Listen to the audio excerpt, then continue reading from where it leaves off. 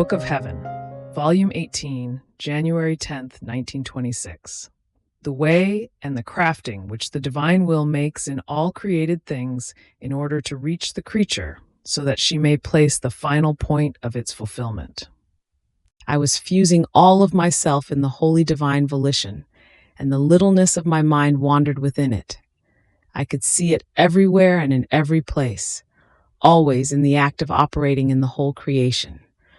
Oh, how I would have wanted to follow it, in order to give it my little requital of love in everything it was doing. My thank you, my profound adoration, my meager company. Now, while I was thinking of this, my adorable Jesus moved in my interior, telling me, "My daughter, my will is always on the way in the created things, in order to go toward creatures. But who fulfills it? Who places the final point on the work of my will? The creature, or rather the creature who takes all created things as the fulfillment of my will. My will makes its way in the seed, as it makes the earth receive it, giving it the virtue of making it germinate and multiply. It performs its crafting by calling the water to water it, the sun to fecundate it, the wind to purify it, the cold to make it take root, the heat to develop it and make it reach the proper maturity. Then it gives virtue to the machines to cut it, to thresh it, to grind it, so as to be able to give it the substance of bread. And calling the fire to cook it, it offers it to the mouth of the creature, that she may eat of it and preserve her life. See then, how long a way and a crafting has my will done in that seed, how many things it has called over that seed, to make it reach, as bread, the mouth of creatures. Now who gives the final step to the way of my will, and the fulfillment of the final act of my supreme volition? One who takes that bread, and eats it as bearer of the divine will within it, and as she eats that bread, she eats my will in it, to increase the strengths of her body and soul, as the divine will's fulfillment of everything. The creature, one can say, is the center of the rest to which my will aspires in all the ways and crafting youth it makes in all created things, in order to reach the creature. The same with all other created things which serve man. My will makes its way in the sea and works in the multiplication of the fish. It makes its way on the earth, and it multiplies plants, animals, and birds. It makes its way in the celestial spheres in order to have everything under its eyes, so that nothing may escape it. And it may make itself feet, hands, and heart for each creature, to offer each of them the fruit of its innumerable harvests.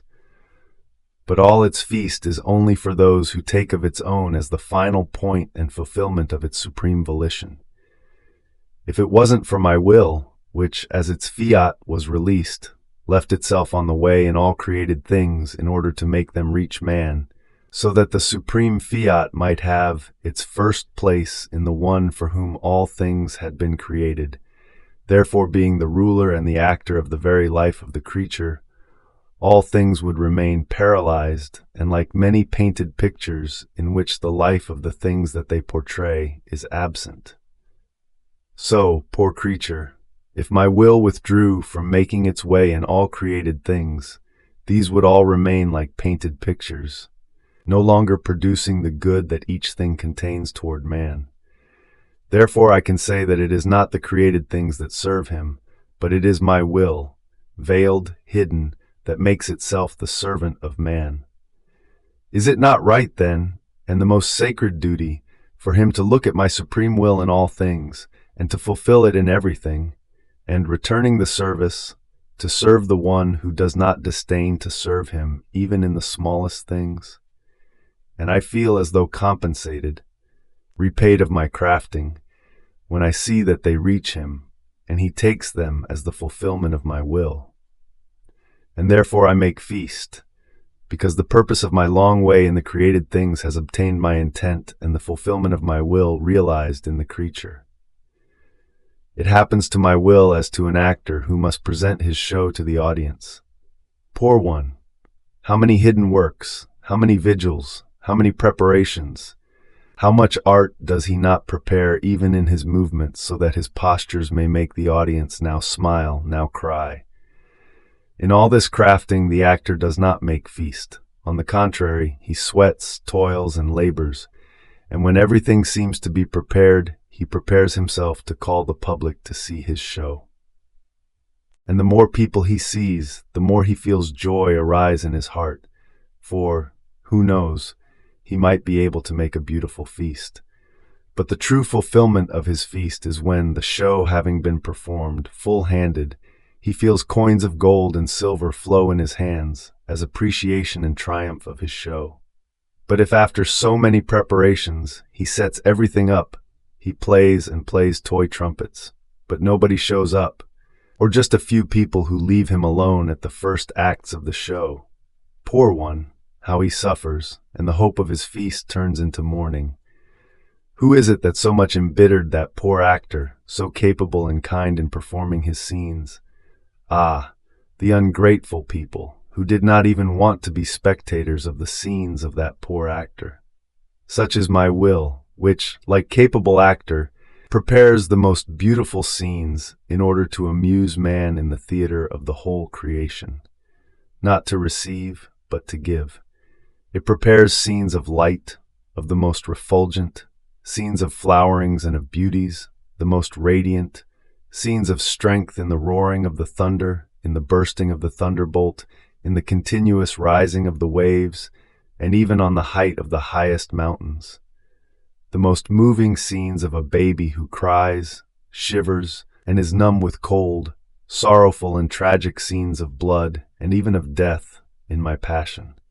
No actor, as capable as he might be, can match me in the varieties of my loving scenes.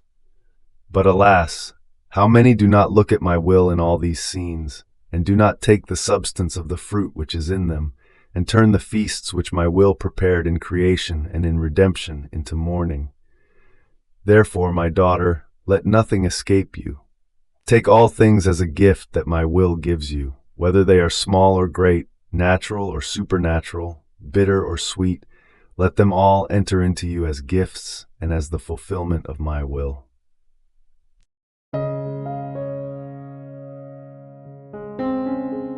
Thank you for being a part of our community here at Divine Will app. If you enjoy listening to Jesus' lessons on how to live in the divine will, please give this video a thumbs up. Your likes help us reach more souls yearning to live in the kingdom of the divine will. We'd love to hear your thoughts and reflections, so drop a comment below. Your insights not only enrich our community, but also inspire others on their spiritual journey. And don't forget to subscribe to our channel. By joining us, you're helping to spread the news of the kingdom of the divine will, so that together we can bring His kingdom to reign on earth as it is in heaven. In the divine will, always.